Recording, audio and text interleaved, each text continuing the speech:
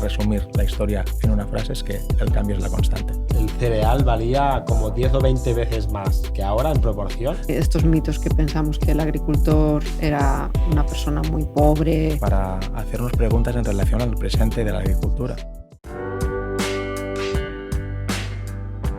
Empezamos un nuevo capítulo del podcast. ¿Qué tal, Mónica? Muy bien, Francesc. ¿Qué tal? ¿Cómo estás tú? Pues muy bien, muy bien. Y hoy vamos a hacer vamos a hablar de una cosa distinta, digamos, ¿no? Hoy vamos a disfrutar, ya te lo digo, Sí. por adelantado. Y no solo eso, sino que vamos a contar cosas que no sabéis. Vamos a contar cosas que seguramente os van a sorprender a todas y a todos. Vamos a hablar de historia, vamos a hablar de la Edad Media. Uy, madre mía. Eso ¿Y hace eso? ya hace tiempo. Y lo vamos a hacer con un experto a quien podemos saludar ya, que se llama Mía Gironella. ¿Qué tal, Mía? ¿Cómo estás? Hola, muy bien, gracias. Oye, es un placer tenerte aquí. Déjame contar que nos conocemos desde hace mucho tiempo, entre otras cosas porque con Mía compartimos grupo de música hace ya 20 años. 20 claro. años, sí, seguro. Tranquilamente. 15 seguro, sí. Mía es músico, yo no, pero... No, yo tampoco, era músico. Lo eras. O lo más que eras. músico, trompetista. Exacto, Sí. exacto. Qué bueno. Y bueno, hemos mantenido el contacto estos años y justo hace 2 o 3 años Mía, o a lo mejor un poco más, escribió un libro sobre la edad medieval relacionado con mi pueblo, con Padre Atimarzà, y él junto con otra amiga, Mónica, me dijeron, ojo que aquí salen fonts desde hace 300 años al menos, ¿no? O sea que eso vuestro... 700. 700 años. Claro, 2024 y el libro es del 13, 14. Fíjate. 700 años. Sí, llevamos años por ahí Sí, sí. dando la lata. Y justo este verano, pues hicieron unas charlas en el pueblo y bueno, yo asistí a la charla que dio él y nos sumergió en la Edad Media y en cómo vivían los agricultores, ¿no? Y cómo eran los agricultores de aquella época. Y pensé, bueno, hay que hacer un podcast porque normalmente tenemos una imagen, ¿no?, bastante distinta de lo que eran los agricultores, agricultoras, una vida dura, ¿no?, sufrimiento. Y en realidad, bueno, no me avanzo más porque Mía nos lo va a contar, pero me flipó totalmente entender cómo vivían aquella gente, nuestros antepasados, y es de lo que vamos a hablar hoy. Sí, la verdad es que cuando me propusiste el tema, yo me quedé como, ostras, ¿y de qué vamos a hablar, no? Porque ¿cómo lo relacionamos con la agricultura? Ya me viene Sinceridad Francesc total. con otra idea que no viene a nada, que no Un viene a poco, cuento. La verdad es que un poco sí. te Lo voy a recuerdo. confesar. Pero después, al empezar un poco a leer las cosas los audios de Mía que me pasaste y un poquito más que leí por ahí por internet, la verdad es que engancha, o sea, es que empiezas a pensar en cosas de cómo era aquello y de qué podemos aprender de aquella época y trasladarlo a la actual y es Totalmente. brutal. Así que de verdad que os va a encantar, os tenéis que quedar porque va a ser un podcast increíble. Y algunas cosas no han cambiado tanto, Exactamente. otras mucho. Exactamente. De todas maneras, entonces tú siempre hablas de que eres agricultor de 9ª generación, entonces vamos a hablar de un poco de la primera generación, ¿no? Porque claro, hace... Bueno, hay que actualizarlo porque 700 más. años no son 9 generaciones, No. son unas cuantas más. Sí. Así Bueno, que, casi todos venimos de la agricultura al final, sí, al final sí. rascando un poco. Sí. Pues bueno, si quieres un par de pinceladas sobre Mía, que es, para deciros que él es doctorado en historia, si no lo digo bien me corriges, Mía, Bueno, sí. y es docente, trabaja como profesor de secundaria. Sí. Y bueno, aparte investigas también y un poco me comentabas que es todo lo mismo, porque al final... Sí, para mí sí, continúo investigando y son dos caras de la misma moneda. Mm. Lo que encuentro investigando pues lo aplico en docencia y no tanto al revés, pero sí. Para mí es la misma moneda, las dos caras. Estupendo, la verdad es que, bueno, seguro que saldrán un montón de los temas que hemos hablado antes de empezar porque empiezas a tirar del hilo y es que no paran de salir cosas súper interesantes.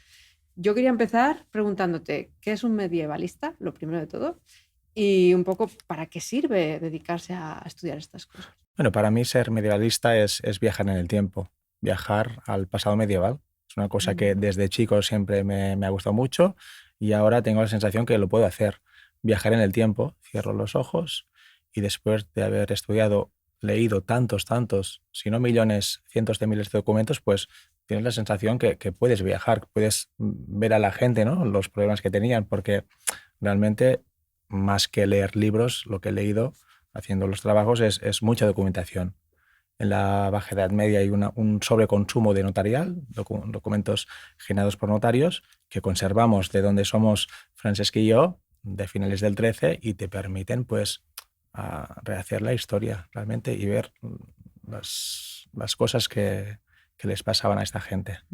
Es que Antes comiendo nos has dicho que estaban en latín estos documentos. Sí, son documentos en latín, 90 y largo por ciento, con algunas palabras catalanas, algunas frases, algunas partes de documentos, pero documentación en latín, sí, la lengua franca, ¿no? de la Europa occidental, Europa mediterránea, a finales del medievo. Sí.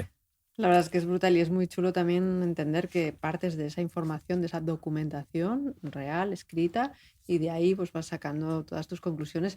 Por cierto, también me llamó mucho la atención cuando escuchaba unos audios que le habías grabado a Francesc, que hablas en el presente cuando hablas de esta gente. Entonces es flipante por esto que has dicho de viajar en el tiempo, porque es que parece que estás hablando de un pueblo Sí, que sí. hay aquí, que están ahí ahora. Ahora ¿sabes? no hago tanta investigación por falta de tiempo, pero me pasaba una cosa hace unos años cuando cada día estaba leyendo documentos que la gente cuando iba al notario pues empezaba tal persona, tal persona, tal persona, y a veces me pasaba una cosa muy curiosa, es que cuando eran 4 o 5 personas, a partir de los apellidos yo ya sabía de qué pueblo eran. Y llegaba al sexto y evidentemente ponía de Padrit de Marzà porque eran apellidos algunos poco habituales, y al ver ya los conoces prácticamente, ¿no? Y hay familias algunas que en 50, 100 años generaron 100, 200, 300 documentos, y tú sabes los padres, los hijos, los sobrinos, las cosas que les pasan, buenas, malas, y realmente es como si los conocieras. Sí.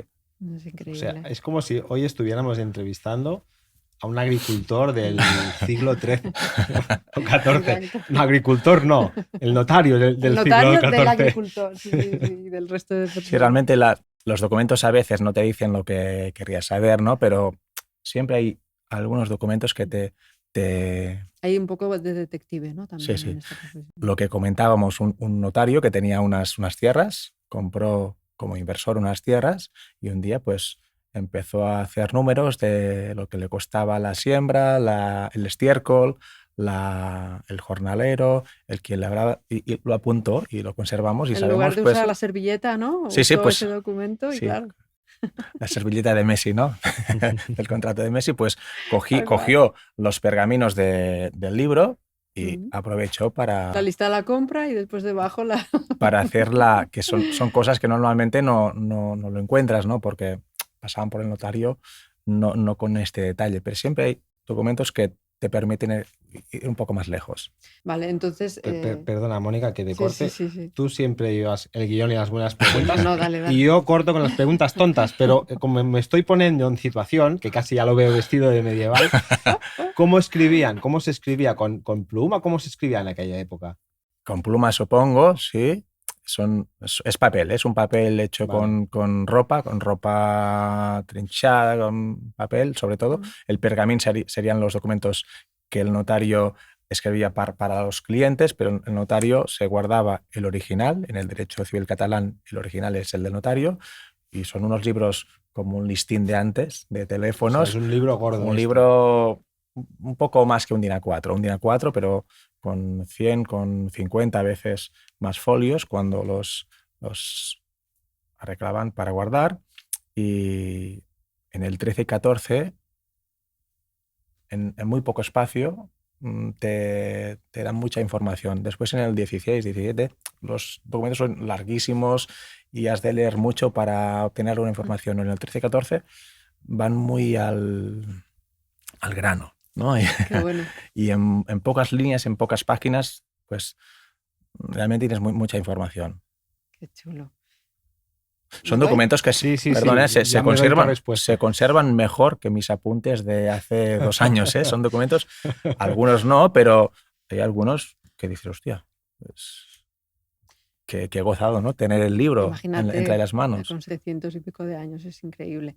Lo que te iba a preguntar es, aparte de que es interesantísimo desde un punto de vista de pura curiosidad y de saber cómo era todo aquello y de viajar en el tiempo, ¿para qué nos sirve estudiar el medievo o la historia en general?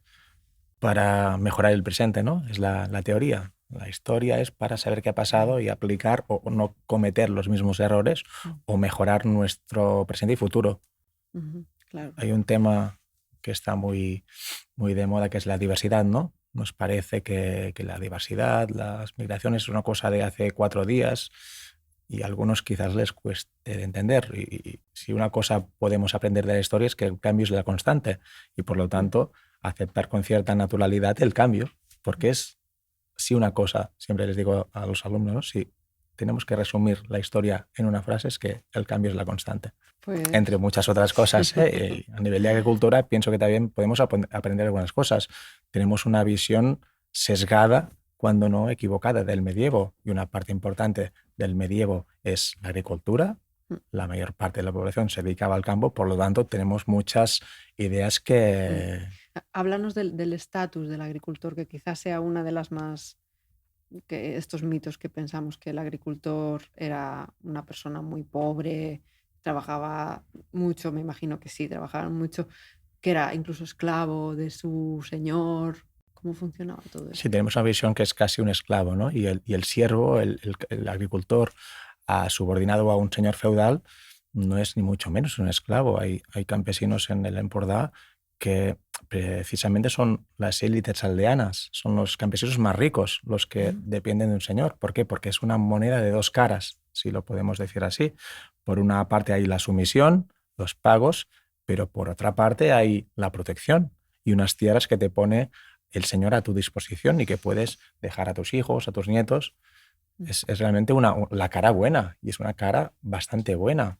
Hay un caso muy curioso del libro que comentaba Francesc, que es un campesino de Pedret i Marzà que delante del abad de Sant Pere de Rodes, uno de los monasterios más importantes ya no de Cataluña, sino de la península, en su momento, pues se atrevió a decirle al abad y a su consejero que iban borrachos, que habían bebido y que si no recuerdo las palabras, pero habéis bebido, no digáis tonterías. Evidentemente, este campesino se fue a la cárcel del castillo, pero sabía... Pero se lo dijo. Se ¿no? lo dijo, y se lo dijo muy consciente, quizás un poco crispado, pero muy consciente, que saldría a cabo de 2 o 3 días. ¿Por qué? Porque este campesino era un siervo de la comanda del templo de Castelló de Empúries y sabía, por lo tanto, que tenía una institución muy potente detrás. Y atacar a este campesino era atacar al templo, a los caballeros templarios. Y pasó una noche en la prisión, quizás, seguramente, pero al cabo de 1 o 2 días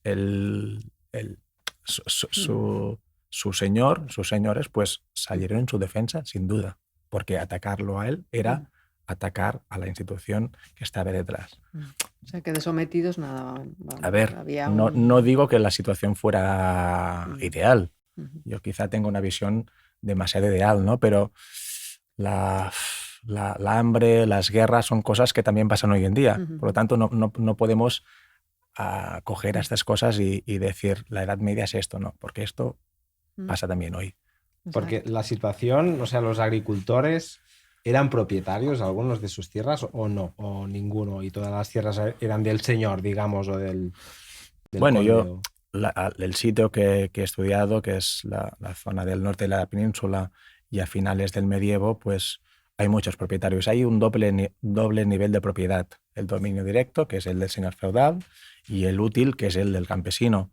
Pero el campesino tenía una gran libertad para... De hecho, las tierras, si no pasaba una cosa excepcional, que dejaba de labrar las tierras, las podía pasar a sus hijos, a sus nietos, y el señor feudal pues cobraba una parte que podía ser, pienso yo, una parte bastante pequeña, una sexta parte, una décima parte, y después algunas cantidades anualmente y algunas cantidades cuando pasaban cosas que no eran ideales para la transmisión de la finca. Un campesino que no hacía testamento, pues tenía que pagar. ¿Por qué? Porque era, si había 2 o 3 hijos, pues una fuente de problemas, ¿no? Y siempre se tenía que compensar al señor cuando pasaba alguna cosa que salía de la norma y sobre todo alguna cosa que podía perjudicar a la percepción de la parte de la cosecha por parte del señor. Claro.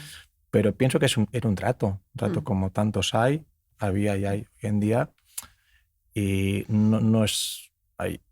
mucha más cosa más allá de lo negativo. Incluso por lo que has comentado antes, había jornaleros, había quien daba servicios agrícolas, ¿no? Sí, sí, sí, hay campesinos que tienen no jornaleros, esclavos. Interrumpo un momento este interesante podcast porque quiero contarte qué es la Comunidad de Regen. La Comunidad de Regen es una comunidad formada por miles de personas en todo el planeta que compartimos la idea de que otra forma de hacer agricultura es posible y otra forma de consumir agricultura es posible. Me refiero a la agricultura regenerativa. Formar parte de esta comunidad tiene muchas ventajas. Estás informado de lo que va pasando en el mundo respecto a la agricultura regenerativa. Recibes correos donde te contamos el día a día de las técnicas que van apareciendo y te damos herramientas para que puedas empezar a mejorar tus suelos. Y tienes la posibilidad de asistir a los webinars en directo que hacemos mensualmente, donde podrás hacer las preguntas que quieras a expertos en la materia y en los que hablamos de temas tan interesantes y tan necesarios como mejorar la fertilidad de un suelo, cómo manejar cultivos sin productos químicos, cómo dejar de labrar, cómo hacer que tu negocio sea más rentable si eres agricultor y muchísimas cosas más relacionadas con el mundo de la agricultura y con el mundo de la agricultura regenerativa. ¿Cómo te puedes apuntar? Te dejo el link aquí abajo en la descripción de este vídeo, déjanos tu correo y ya formarás parte de esta comunidad. Y ahora sí, volvamos al episodio de hoy. Espero que lo disfrutes. Hay esos campesinos de la zona Empordà que tienen esclavos, son campesinos ricos, a veces porque se han casado propietario y propietaria y han juntado dos mansos, pero a veces no hace falta, son ricos y pueden contratar jornaleros que los contratan y a veces se van al mercado, compran un esclavo y le hacen hacer las cosas, las tareas más pesadas o ayudar. ¿Qué estatus dirías que tenía el agricultor en aquella época? Porque hoy en día está un poco abajo en la escala de la categoría social, podríamos decir, ¿no? O sea, uno no quiere que su hijo se haga agricultor en el mundo de hoy, ¿no? Prefiere que sea abogado, que sea cualquier otra cosa, porque no da dinero, porque es muy duro, porque tal. ¿En aquella época había este sesgo hacia que no fuera una profesión deseada?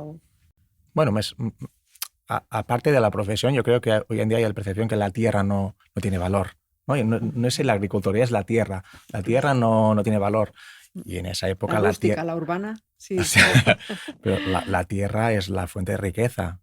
Evidentemente hay artesanía, hay comercio, pero la tierra es la principal fuente de riqueza. Por lo tanto, la tierra tiene un gran valor y los que la trabajan pues también se pueden ganar bien la vida. Que había campesinos que lo pasaban mal por poca tierra, por lo que sea, evidentemente, pero hay campesinos con bastantes tierras cedidas por feudales que no son en plena propiedad, pero que pagando una sexta parte, una décima, pues se ganaban bien la vida. Y lo que me comentabas antes de la esclavitud, ¿no? Que algunos consideran que eran casi esclavos. Lo que tenía que pagar un campesino para liberarse, romper el trato con los feudales, eran cantidades muy bajas en relación al dinero que movían ellos. Por ejemplo, la moneda es el sueldo, un sou. Una chica, hija de campesino, que quería marcharse de casa para irse a casar a otro lugar, tenía que pagar una cantidad muy pequeña, 2 sous. Como es para compensar al señor porque marchaba a fuerza de trabajo de las tierras. Y estas mismas chicas pagan dotes de 1.200, 1.500, 2.000 sous. Por lo tanto, no eran... Muy simbólico, ¿no? Bastante simbólico dentro de lo que cabe. Pero evidentemente muchos no se querían marchar de las tierras. ¿Por qué? Porque si marchaban, renunciaban a un derecho de propiedad útil sobre una tierra que les permitía ganarse la vida. Súper interesante. Sí, cuesta imaginar, A mí lo de los esclavos me sorprendió mucho, ¿no? Incluso me contaste un día que pagaban parte de las expediciones, ¿no? Para salir del puerto de Rosas ahí a África, ¿no? A buscar. Sí, en este momento capacidad de invertir, digamos, también.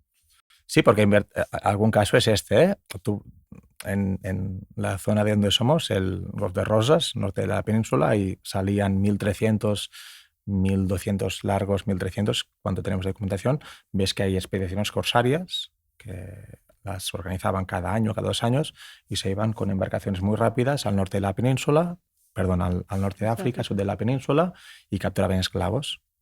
y después los vendían y los compraban gente de condiciones muy diversas, campesinos, Claro. artesanos, evidentemente los condes, abades, gente importante, pero también gente más humilde. Mm. Y era una realidad aceptada. Mm.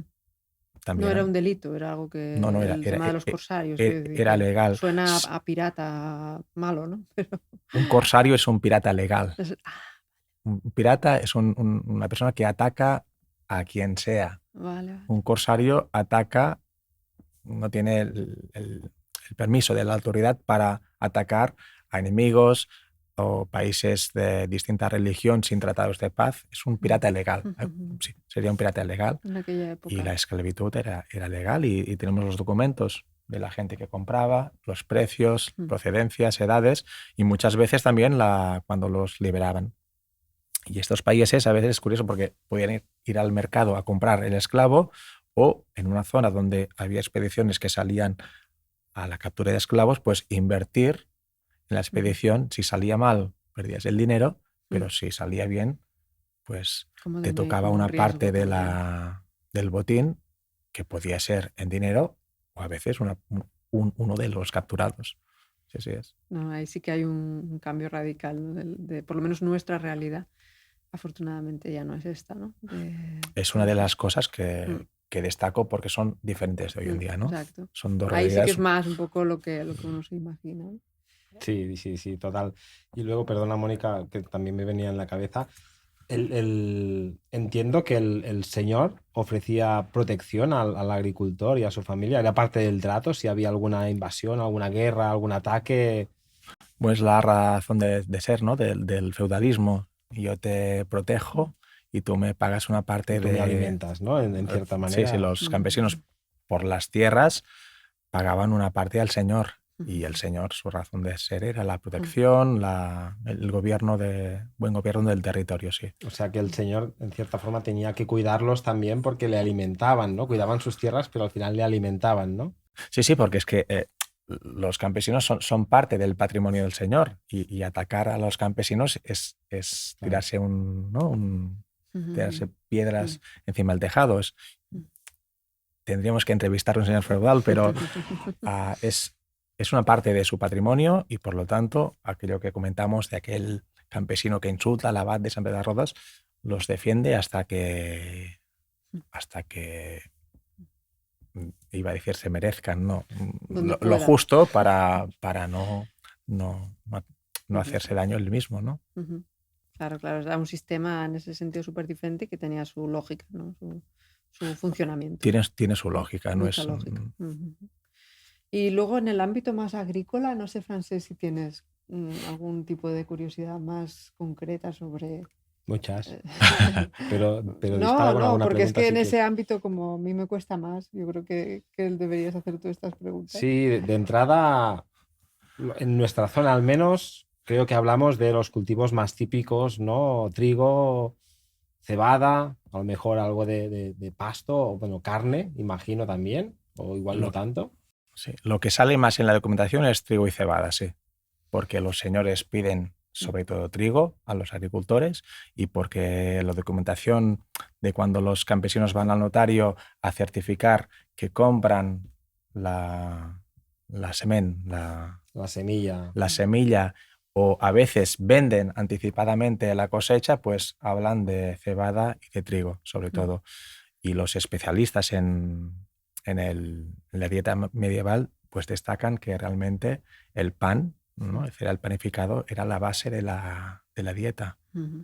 La mitad de la aportación calórica, dicen, me parece.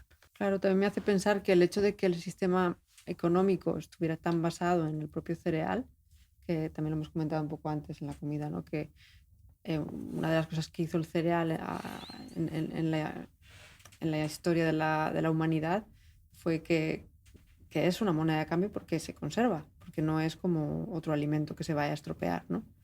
No sé, yo no sé mucho de estas cosas, Mía, que tú eres el historiador. No, yo tampoco. Pero... Yo de hecho no soy especialista en el campo. Mi tesis doctoral era sobre los molinos, pero no sobre la gestión, propiedad y fiscalización. Pero al leer ¿no? Lo que te comentaba, mi tesis doctoral son 2.000 documentos, 4 años para encontrar 2.000 documentos, y para encontrar los 2.000 documentos pues he leído a 100 o 1.000 veces más, y no soy de campo, pero mis abuelos sí, y a veces encuentras documentos que te llaman la atención y te los vas apuntando, vas recordando, y a veces sin apuntar pues ya lo recuerdas, ¿no? Y hay información realmente valuosa para lo que decíamos, para hacernos preguntas en relación al presente de la agricultura. Sí, pero también eso, que antes no sé si lo llegaba a decir, como que me da la sensación de que el hecho de que el cereal fuera una moneda de cambio promovía que se cultivara mucho y que también se comiera mucho, porque había mucho. O sea, a la vez tienes una cosa que te puedes comer y que la puedes usar como moneda, ¿no? De alguna manera, quizá eso también explica el favoritismo hacia consumir las harinas y los panes, ¿no? No sé, nunca lo había pensado hasta ahora, ¿eh? Bueno, y tiene un valor de mercado importante, ¿eh? Porque a veces hago la comparación. Hoy en día, un kilo de trigo, ¿qué debe costar? Mira, una tonelada de trigo puede costar 200 euros. 200 euros. 280, Una tonelada. 250, una 20 tonelada. céntimos, pero Sí. para ti, no para el consumidor que va al supermercado. O sea, sí, es el precio al que vendemos los agricultores. El que compra, bueno, en Pues realidad será lo 1 compra, euro. Sí. sí, que sí. compra la harina, pues lo paga 1 Claro, euro, pero pero a ti sí, te pero llega ya es 20. harina, ¿no? Ya ha pasado, no sé si te refieres al cereal o a la harina. Al cereal, Al cereal. cereal, sí. Ponle 20 céntimos. Al kilo. Sí. Pues en el Baja Edad Media ellos contaban no en kilos, sino en otras, pues valdría un kilo, no sé, 10 o 20 veces más, ¿no? Yo conto la millera, que serían unos 30 litros, porque ellos no miden en kilos, es en Claro, litros, claro. una mesura de capacidad. También el productos como el trigo, Sí, también productos sí. sólidos los miden en volumen, En digamos. volumen, sí, en litros. Mm. Y una millera sería unos 30 y 32 litros, y quizás, por poner un precio, a principios del 14 serían unos 100, 150 euros. 30 litros, no una tonelada, ¿eh? La diferencia es importante.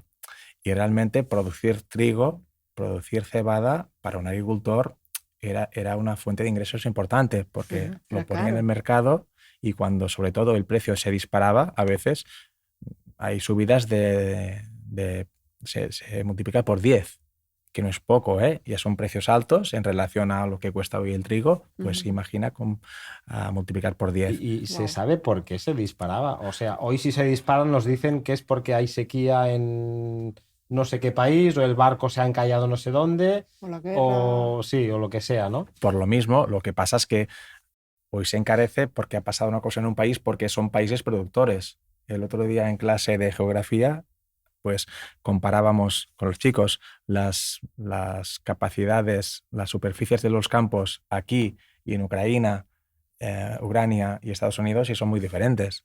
Ucrania porque es ¿no? El granero, el granero de Europa, ¿no? porque es que los campos hacen a 1 kilómetro cuadrado, multiplican por 20, por 30 los campos aquí. Aquí tenemos un minifundio, ¿no? Pues cuando aquí había malas cosechas es porque había llovido poco aquí o en Aragón, y después tenía que importar grano de fuera, y por esto pues, subía el precio por 10 o por lo que fuera, porque era mucho más caro también Claro. el transporte. Claro. Imagina, ¿eh? O sea, estamos hablando de que el cereal valía como 10 o 20 veces más que ahora en proporción, Sí. y los costes, imagino que eran inmensamente más económicos que los costes de ahora del petróleo, el abono, el no sé qué, el tractor, ¿no? Imagina la diferencia, ¿no? Que a veces lo contamos, pero no teníamos hasta ahora esta perspectiva de 700 años, ¿no? Y es brutal. En cuanto a técnicas de producción, formas de producción, no sé si has leído alguna cosa. Imaginamos que el estiércol era como un puntal, ¿no? Porque no había otro tipo de abonos, ¿no? Pero que ellos sí tenían más claro que seguramente nosotros, o gran parte de los agricultores, la importancia del estiércol, ¿no? Para alimentar a los cultivos. Sí, esas cuentas del notario ponen lo que vale el estiércol, las sumadas y, ¿no?, lo que destina a abonar a los campos. Y a mí me hace gracia porque tengo la sensación que el estiércol hoy es un problema, ¿no?, para muchos agricultores o ramaderos. Soy de una comarca que el tema de los purinos se llama. Sí, los Purines. purines. Los purines son un problema muy grande y la sensación que a veces el ramadero no sabe qué hacer. En esta época no, hay un mercado activísimo de estiércol y sabes lo que vale. Me parece, no tanto como el grano, pero sí, vale tiene su valor. ¿Y cómo es eso que comentabas, que ahora no me acuerdo bien cómo era, de que había un acuerdo para que el estiércol que se generaba se quedara en la finca? O... Sí, en el 14, siglos XIII-XIV, cuando ya vamos superando los modelos feudales, que hay cada vez más tierras que se arriendan por 4 o 5 años por una parte de la cosecha o por un precio pactado, pues los propietarios en el contrato de arriendo pues ponen que el estiércol generado por los animales que en las tierras de barbecho pues campan a sus anchas, pues se tiene que quedar allí. Para no perder una fuente de riqueza, Claro. que después tiene su retorno en la cosecha. Sí. Tiene muy claro que es un producto de valor. Esto seguro. Ahí tenemos que volver, eso está claro. Ahí sí que tenemos que aprender alguna que otra Imagina, cosa. ¿no? Mercados de estiércol, que sea como ahora los hay de urea, Que ¿no? cotiza en la Exacto, bolsa. exacto. Tiene su lógica, ¿no? Sí, Antes sí. comentábamos, no en Mercabarna, pero no sé dónde se vende el trigo, pero sería lo más razonable. El tema del grano que antes me comentabas, que realmente es la base de la dieta de la gente, y a mí me sorprende porque realmente los que se dedican a este tema, pues dicen que es la mitad de la fuente calórica y la mitad del presupuesto. Las familias, las clases bajas y medias destinan la mitad de su presupuesto alimenticio a la compra de Del cereales. alimenticio. ¿Y sabes qué proporción del alimenticio es del total? Porque esto también es otra cosa que seguramente... Podría ser también la mitad. Sí, ¿no? Sí, una parte muy importante. Ah. Hoy comer es bastante barato, ¿no? Sobre Sí, todo entre un 10 y un 20, supongo, algo así. en esa menos. época es más caro. Es la alimentación y la ropa. La ropa también es muy cara y se compraba a crédito, porque son dos actividades, el textil y la agricultura, que ocupan a mucha gente. No tenían la maquinaria, pero también hay una inversión en horas importante. Y que decías, también el vino es importante, ¿eh? Hay en el Mediterráneo cereal y vino. Y hay algunas zonas más que otras que se especializan en la producción de vino, más o menos calidad, y aparte es una aportación calórica también, ¿no? Es un alimento, ¿no? Es un alimento, una aparte de una bebida, es un alimento. Y que se bebían con agua siempre. Claro. Y no hablas mucho de ganadería, carne, ¿cómo funcionaba? Imagino que cada finca se autoabastían, ¿no? Sí. Muchas veces, supongo, en cuanto al menos a ganado debían tener para la leche, para el cerdo, o no, ¿cómo era todo eso? Bueno, la documentación sobre todo habla de los bueyes. Hay compras de bueyes. Para tirar el carro Para de tirar herramientas. las aradas. Sí. Utilizan bueyes más que caballos. El caballo es más del 15, 16, pero los bueyes son los que aparecen.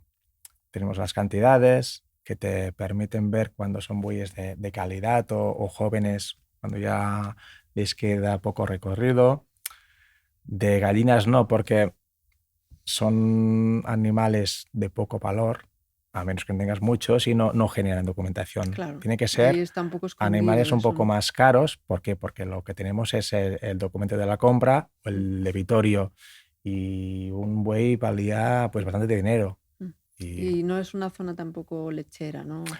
De leche vacuno, quiero decir, no. entonces, en otras zonas a lo mejor sí que habría habido documentación para, yo que sé, vacas o... Sería más de Claro, queso, quizá. al no Algunas zonas sí que haber... están especializadas en la producción de quesos que tienen valor a kilómetros de distancia, pero norte de la península es cereal y ¿Y viña. llegaba algo de alimento exótico, digamos, de fuera o solo para los más...? Porque imagino que café, té, estas cosas, no sé si se tomaban. Azúcar, que Y viene la de sal, ¿no? También la debía sal. de ser. Había producción propia había salinas en el Golfo de Rosas.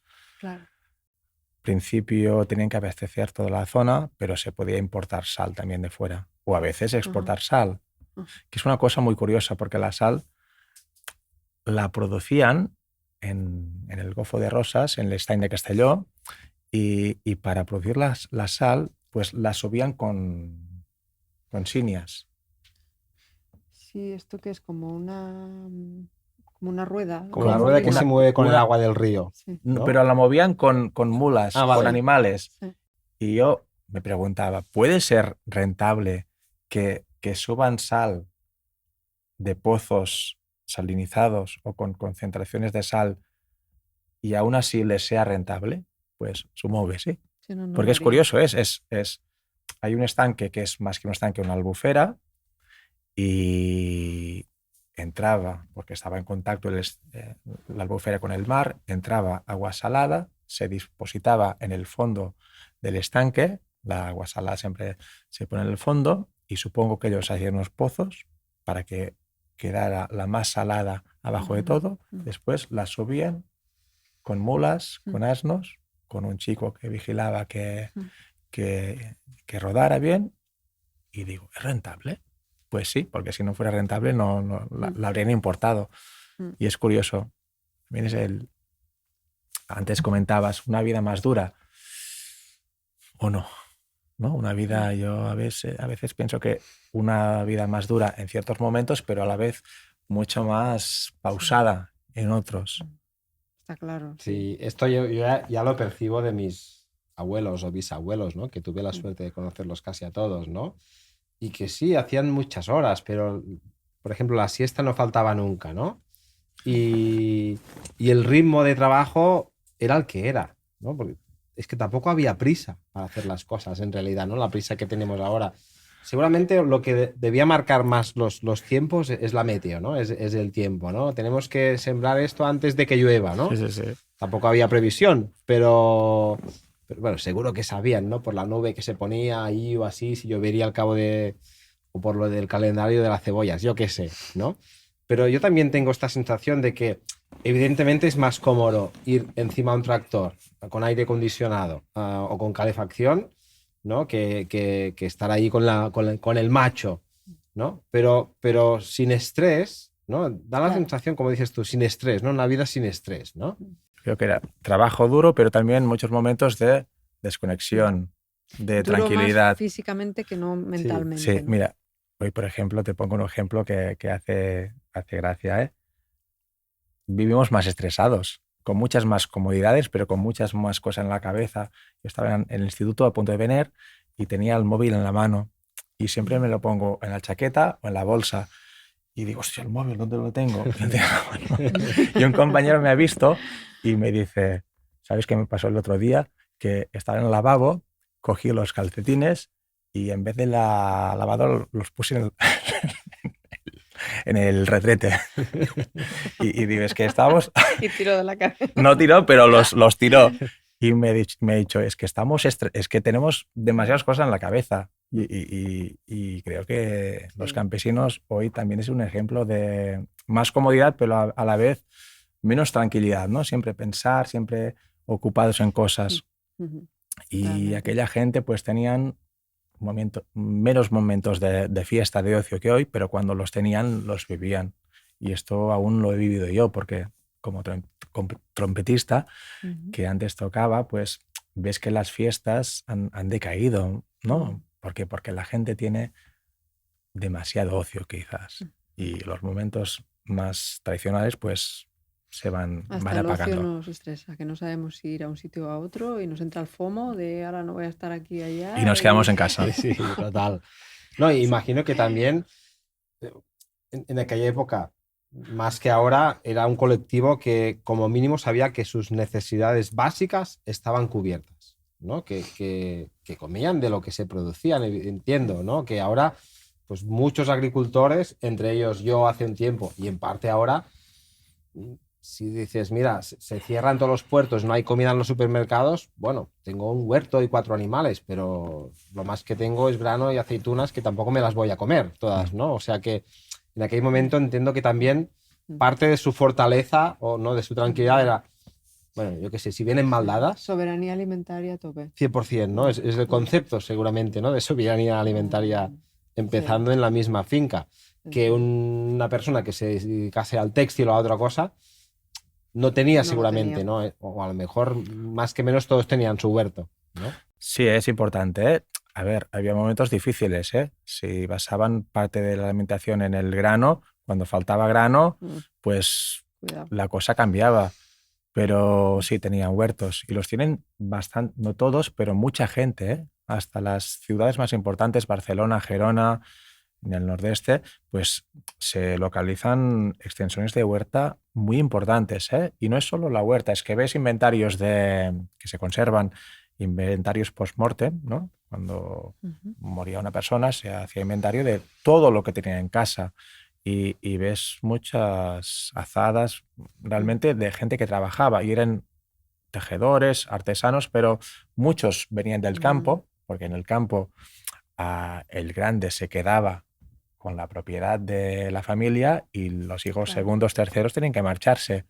Algunos Ujú. se casaba con una hija de un campesino y pues trabajaba la finca de su mujer, pero los que no podían pues, se iban a aprender un oficio Mm.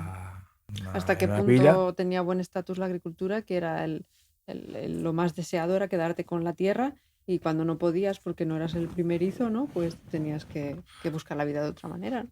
O sea que- Lo que comentaba antes de los dotes de los campesinos que tienen tierras de mediana calidad y las suficientes, pues son bastante más altos o más altos en muchas veces que los de los artesanos, porque tienen Ujú. una propiedad Pues detrás está clarísimo. y tienen huertas.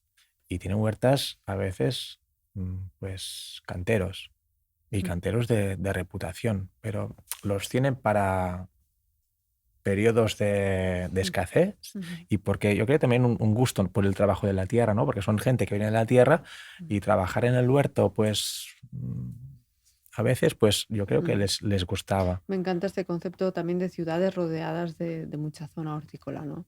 Que es una cosa que ya va quedando menos y menos y que hace no tanto todavía existía, ¿no?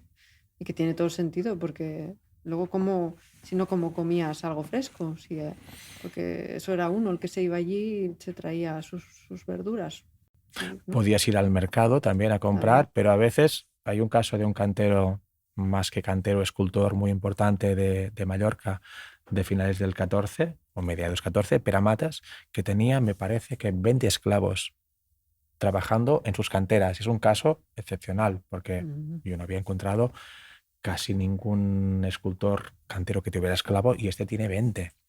Y tiene un esclavo, tiene, tiene canteros, tiene un carpintero, tiene una esclava para el servicio doméstico y un esclavo para trabajar un huerto. Tiene un huerto, pero no lo trabaja él.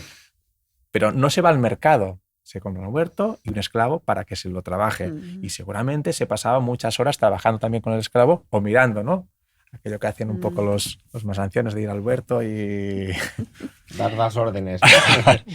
Pero yo creo que hay un gusto por el trabajo de la tierra Mm, que va más allá, ligado, pero más allá de la claro. necesidad.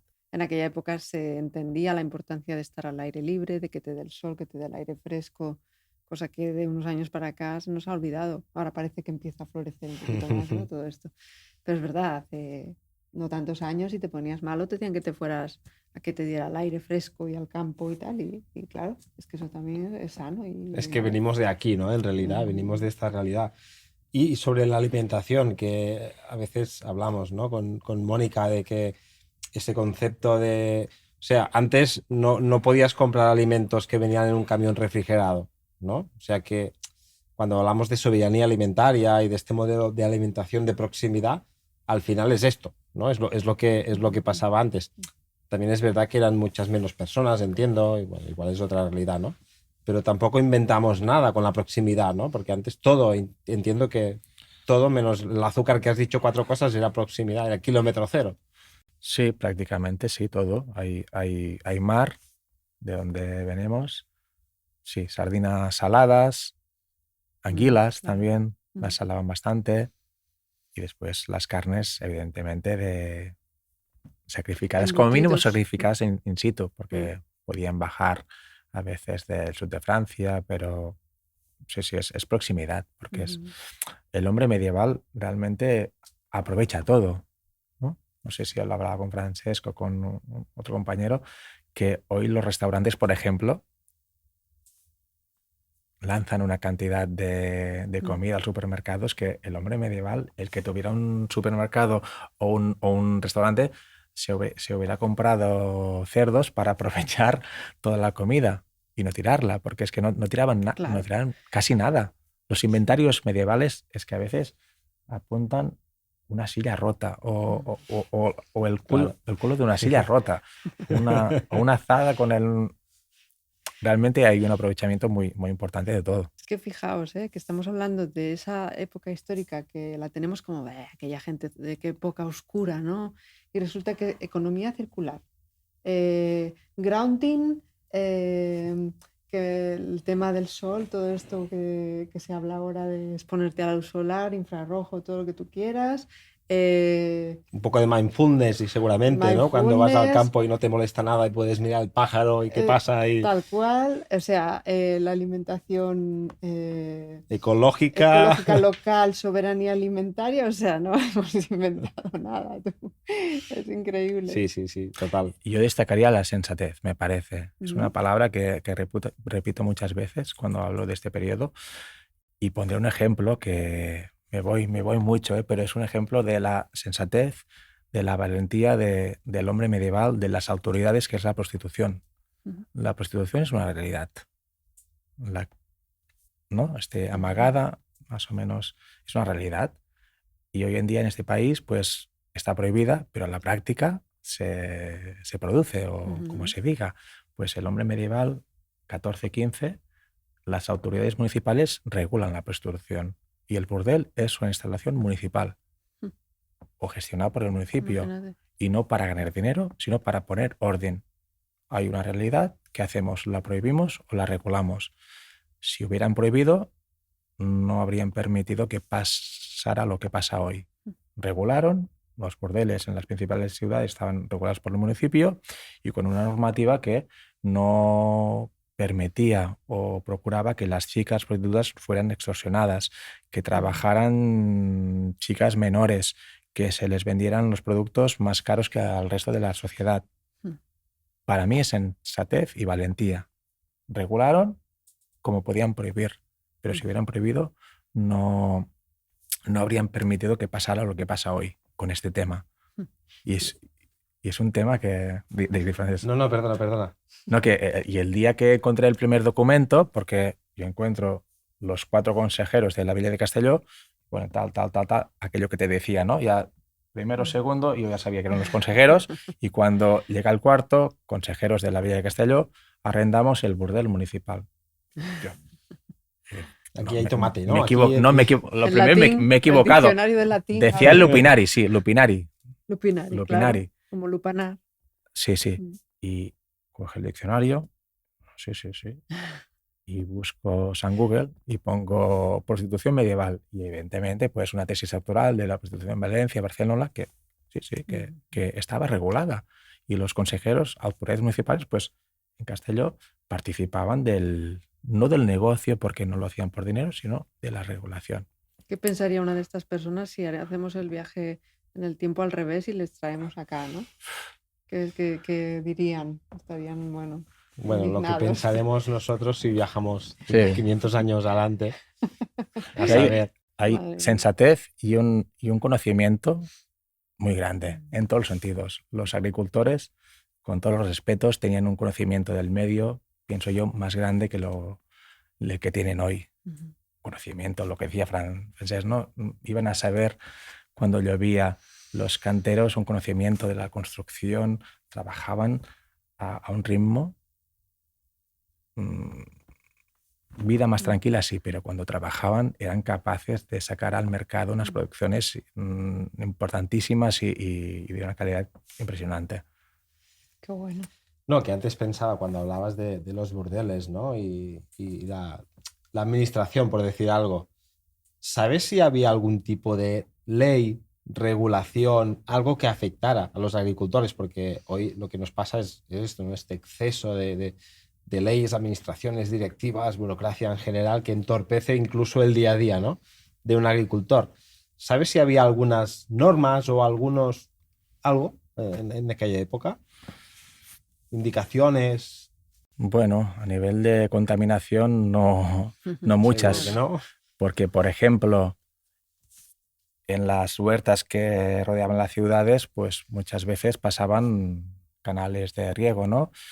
Y eran los mismos canales donde se lanzaban las aguas de las tintorerías que tenían, no sé si decirlo, productos químicos, pero sí, ¿cómo se llama?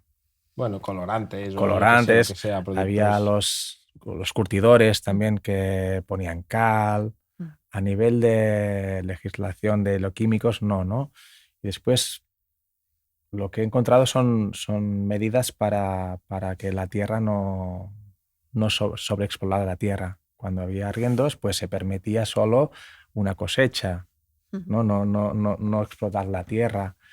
Y después los señores feudales, cedían las tierras a los campesinos y si no las trabajaban, pues es cuando había problemas. No se suele poner que tienen que hacer, porque los campesinos eran propietarios, eran los primeros interesados en una buena práctica de la agricultura para no explotar demasiado y que las cosechas fueran a la larga cada vez más pequeñas. O sea, aquí ya había un poco de conocimiento de lo que significaba sobreexplotar un suelo, probablemente, ¿no? Entiendo por lo que dices de que no se podían hacer 3 cosechas o 2 cosechas. A veces, perdón, cuando arriendan unas tierras pone que se puede explotar solo la mitad en un año y el año siguiente la otra Como el mitad. barbecho, ¿no? Sí, Como hacer el barbecho del 50% de la tierra. En algunas zonas Mm. quizás un poco menos, pero suele ser, me parece, por lo que recuerdo, esta proporción. Mm.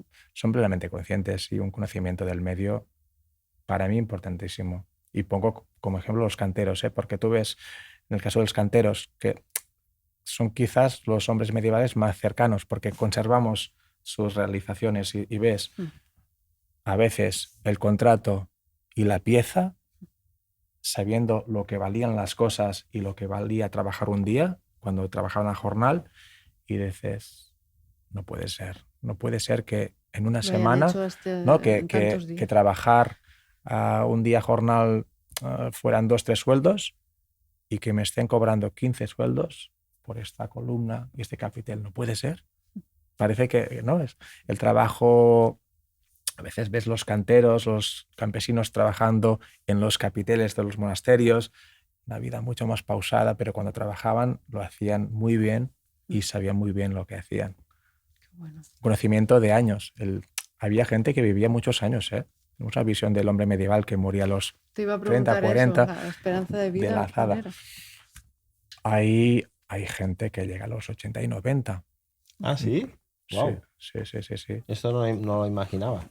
Mira, hice un libro hace 2 años de un cantero que fue maestro mayor de la Catedral de Gerona y nació el nacimiento no lo sabemos, 1320-25 y murió en el 1394, casi 70, 80 años.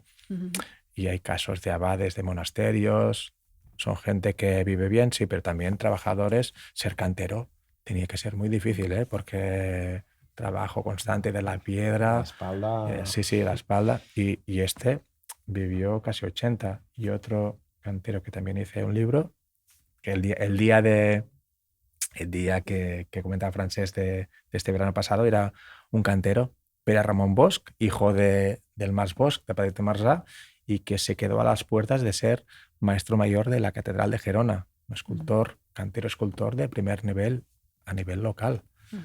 Y también vivió unos 80 años. No todos. Porque de mediana, se sabe más o menos de mediana. Bueno, la mediana supongo que mucho más baja, porque a veces si no el paso del nacimiento a los 8 o 10 años era difícil. Claro, pero los que superaban, se dice, lo he leído, los que superaban la adolescencia, pues eran cuerpos, eran personas fuertes. Sí, había una selección genética brutal ahí, madre mía. Hay un caso de Pedret i Marsà, de un campesino, Guillem Llacuna, de los más ricos, de este que tenía esclavos, un esclavo que se llama Said, que se lo tuvo que vender porque injurió a las monjas de un monasterio cercano. Sí, el documento dice que se lo tuvo que vender o le obligaron a vendérselo porque había injuriado a unas monjas, pues que tuvo 12 hijos y todos 12, los que documento, pues vivieron bastantes años, ¿eh? Las chicas porque sabemos que se casaron con artesanos de la Villa de Castelló, los niños pues tuvo 2 herederos porque tenía realmente tierras para separarlas en 2 y algunos pues trabajaron de artesanos y uno, que es curioso porque la documentación a veces te permite ir bastante lejos y que yo creo que tuvo algún tipo de discapacidad que se quedó en casa de uno de sus hermanos. Y me dices, ¿cómo sabes que tenía una discapacidad el hijo de un campesino de hace 70? Pues porque al hacer testamento deja todo dispuesto. 2 herederos y los herederos tienen que pagar el dote de las hermanas y también una cantidad a sus hermanos pequeños para que puedan empezar una vida relativamente digna fuera de las tierras. Y uno de los hermanos tenía una cantidad mucho menor y la posibilidad de quedarse en las tierras. Y yo supongo que tenía algún tipo de discapacidad que hizo que su padre no le viera fuera de la casa. Le aseguró el estar ahí, le y eso aseguró... sí, que claro, se podía quedar. Si no se casaban, estos se convertían en tíos, en tías que vivían con una familia de padres y hijos y algunos abuelos a veces. Qué interesante. Y todos en la misma casa, ¿no? También podemos imaginar esto, ¿no? En varias generaciones viviendo en la misma masía o en la misma casa. Sí. A veces hay documentación curiosa porque es una zona de poblamiento disperso, pero a veces alrededor de la iglesia se genera un poblamiento también. En principio son asalles, ¿cómo se llama? No me sale la palabra. Bodegas para, en tiempos de violencia, recluirse o poner el cereal, pero a veces hay discrepancias en casa, suegras, suegros con los hijos y se separan a veces temporalmente. Pero sí, toda la familia. Y se dice que dormían juntos. En la misma habitación. En la misma... Sí, la misma habitación. 13, 14 seguro. Quizá 2 habitaciones. Realmente la privacidad, el concepto de privacidad ha cambiado bastante, ¿no? Total. Eso sí que cuadra con esta imagen más de película que tenemos, ¿no? Sí, la paja, ¿no? Los cerdos durmiendo ahí con... Cerca por la temperatura, Sí, porque claro. te da una temperatura muy grande. Eso te iba a decir porque a nivel climático yo sé que ha habido ciertos periodos de la historia, me suena que ha habido como más frío, más calor. Yo no sé si sabes si en esa época era todo un poco más como ahora, o seguro que haría más frío, me imagino, porque... No sé. A veces puedes coger los precios del cereal en un siglo II y tú ves cuándo puede haber alguna cosa, pero no sabes si es demasiado frío o sequía, ¿no? Tú ves que los precios suben y puede ser por varias cosas. Claro. Yo he leído recientemente que al menos la primera etapa de la Edad Media era más cálida, bastante más cálida. De hecho, hay referencias de que había viñedos en Inglaterra, ¿no? Con lo cual era más cálida. Y luego cayó la temperatura en picado y vino como una pequeña edad de hielo, que dicen ya algunos científicos que es a donde vamos. O sea, lo último que he leído y me han contado es que ahora irá subiendo la temperatura y sobre los años 90 puede haber un pico muy grande. Incluso he leído que es posible que por encima de París ya no se pueda vivir del frío que hará en 50 años, ¿no? Porque se repite un patrón similar a la Edad Media.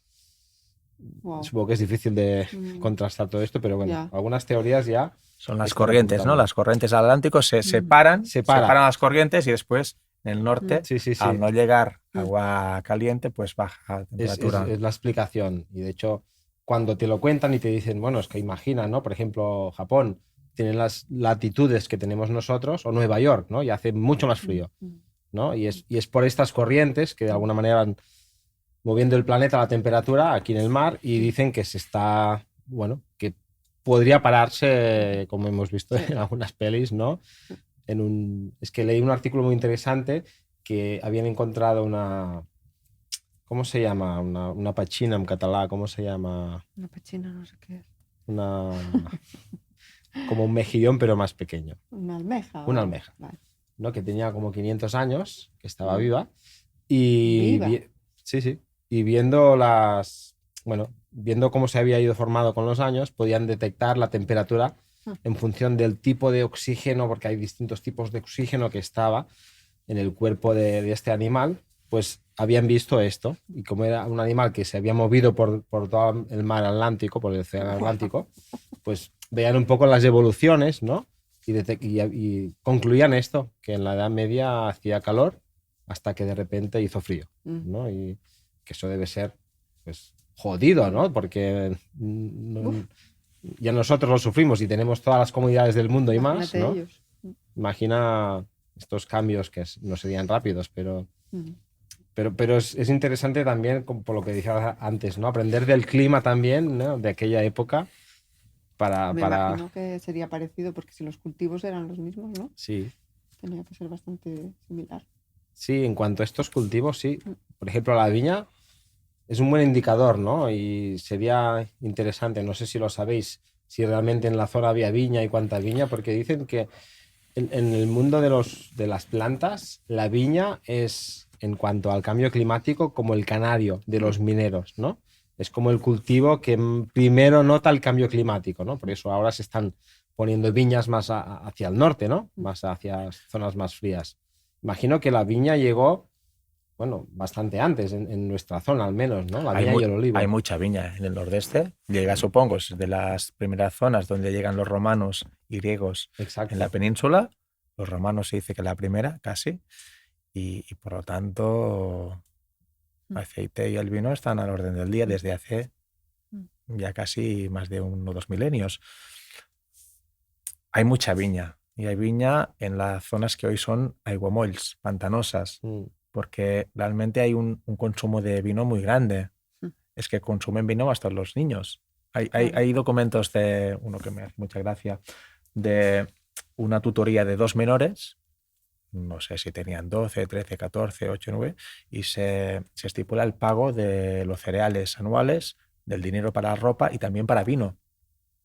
Para vino. Beben vino los niños.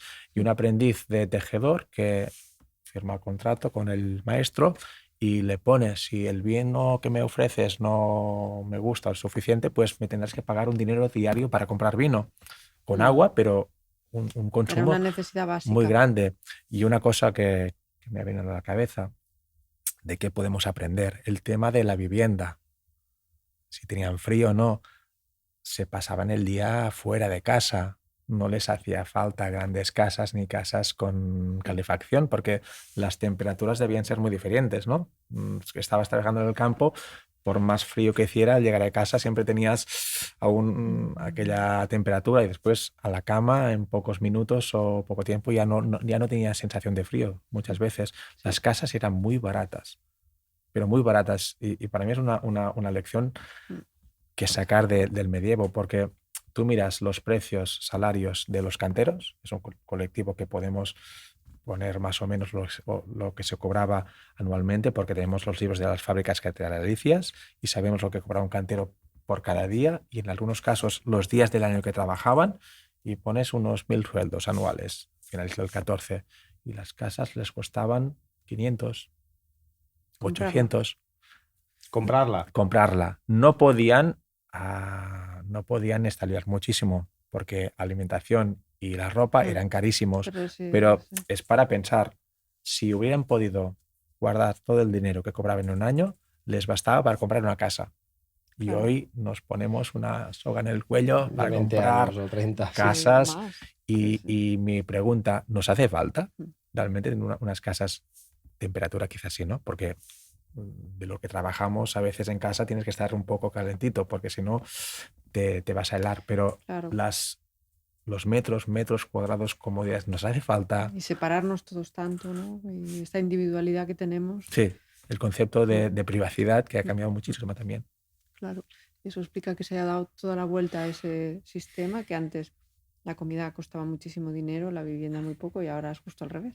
Claro, si tienes que pagar una hipoteca y una serie de gastos de lo más básicos, es verdad que te queda muy poco para la alimentación, pero un poco ahí está el problema, ¿no? Total. Totalmente. Y se sabe, bueno, imagino que sí, si vivía mucho a menos gente, o sea, ¿cuántos habitantes tenía el planeta hace Uy, ni idea, 700 ni años? idea, ni idea. Bueno, bastantes menos que ahora, o menos que ahora, imagino. Pero hay una ocupación del territorio más grande. Claro, porque no había estas grandes ciudades, evidentemente, con Había una los pisos y ocupación con todo. muy grande. Por ejemplo, la montaña de Requesens. Es una montaña al norte de nuestra comarca, Sí, al Empordà, norte de Cataluña. No sé si lo conoces. sí, Es, sí. es una zona boscosa completamente. Hay un castillo, ¿no? A la de Requesens había 60 explotaciones forestales mansos. 60 en una zona que hoy dices, No hay nada. ¿dónde, Hoy no hay está, nada. dónde, Ni una. dónde Hay un estaban? restaurante. Si es que Restaurante. está y no hay nada más. Y había estas explotaciones, había un horno de vidrio, había los que se dedicaban a hacer carbón, había también pastos para... Había una ocupación muy grande del territorio, ¿eh? Y la gestión del bosque, supongo que también, no sé si eso se refleja algo en los documentos notariales, porque tenía que ser una actividad también muy importante, ¿no? Sí, hay explotación para hacer carbón, para leña, y a veces las comunidades del lugar tenían derecho de empriu. Esto sí que no sé cómo se traduce, empriu, de aprovechamiento, Ujú. pero siempre sin cortar árboles, ni ramas tampoco muy grandes, solo las ramas caídas, Ujú. las comunidades locales las podían aprovechar, y después algunos que pagando al señor pues podía cortar árboles para leña, para hacer embarcaciones, etcétera, etcétera, Ujú. o también hacer carbón. Y esta es una gestión también del bosque. Claro, claro, claro. Oye, Qué Mía, interesante. muchas gracias porque se nos acaba el tiempo, pero nos has hecho viajar, ¿no? A aquella época y nos has ayudado también a romper este esquema, ¿no? De que al final es que ahora me estoy imaginando los agricultores de la época pues con la cabeza alta, ¿no? Con saber que estaban haciendo un trabajo digno y creérselo, de verdad, ¿no? Ahora también los agricultores hacemos un trabajo digno, pero a veces no nos lo creemos, ¿no? Y hay muchos inputs que hacen que sea difícil creérselo, ¿no? Pero yo me quedo con esta sensación de que la alimentación por encima de todo, de que el respeto a la naturaleza, Observación. la observación, ¿no? Y ser una parte importante. No sé, imagino que el PIB del sector primario debía ser de los más grandes o el más grande. El más grande seguro. Con diferencia, imagino. Sí, sí, es imposible de saber la cifra, pero 90% de la población, quizás un poco menos, pues se dedicaba al campo. Y en las ciudades también, lo que decíamos, ¿no? Ujú. Trabajo en los huertos, que también es trabajo del campo. Brutal, Pues fantástico. muchas gracias a vosotros y Seguiremos ¿Cómo- otro día dándole más vueltas a la historia. ¿No hay alguna manera de seguir tu trabajo o la gente que nos escuche si Bueno, quieren algún el libro. Sí, publicaciones. Dejaremos en los comentarios Vale. del ahora estoy podcast. preparando una ponencia sobre la guerra, Ajá, la vale. guerra. ¿Qué guerra? La guerra, las compañías mercenarias que se ganaban la vida, a veces campesinos que Ajá. en momentos puntuales pues participaban de la guerra, como Mm. ballesteros, remeros, a cambio de dinero. Genial. Pues pondremos ahí las referencias que nos pases de artículos, libros, lo que tú quieras para... Bueno, Para ampliar más. exacto. Muchas gracias. A Mía, un vosotros. placer. Gracias, Gracias. Mía.